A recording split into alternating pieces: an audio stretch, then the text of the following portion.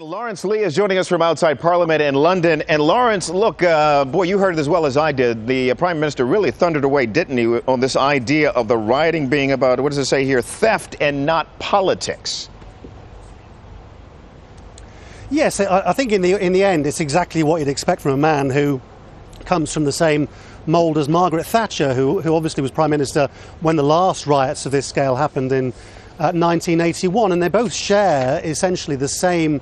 philosophy that says that if you're a good person, then that's fine, but if you're a bad person, there's no reason to think that the reason why you're doing bad things has any political motive. And David Cameron, as well as all the usual things he was trying to say to assuage public opinion, that there'd be 16,000 police on the streets of London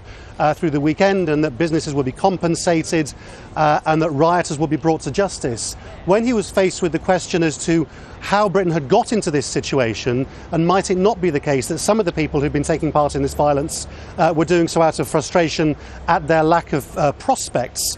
made it very clear that in his opinion, this was nothing to do with anything apart from pure criminality. There was no political motive, there was no motive of protest at all, and that, as he said, background had absolutely nothing to do with it. And so it's his absolute view that whatever background you're from, whether you're from a rich background or a poor background, your actions speak for themselves, and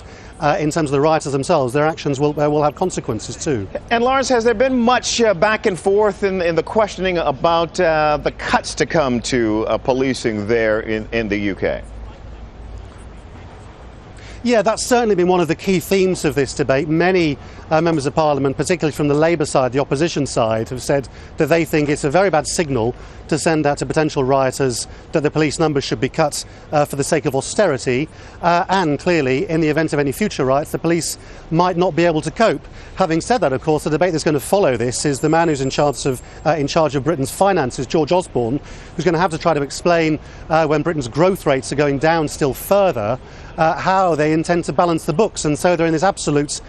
cleft stick at the moment. Of course, the other point of contention between David Cameron and the opposition was a few opposition politicians trying to say, shouldn't Parliament be trying to make an opportunity out of a crisis, go and talk to communities in the field and across the country and try to address their concerns socially rather than just purely in terms of law and order. But again, British democracy being as it is, people can raise these things without the Prime Minister necessarily having to listen, and it didn't really look as if he was in any mood to listen to the sort of bleeding heart liberals on the other side of the divide in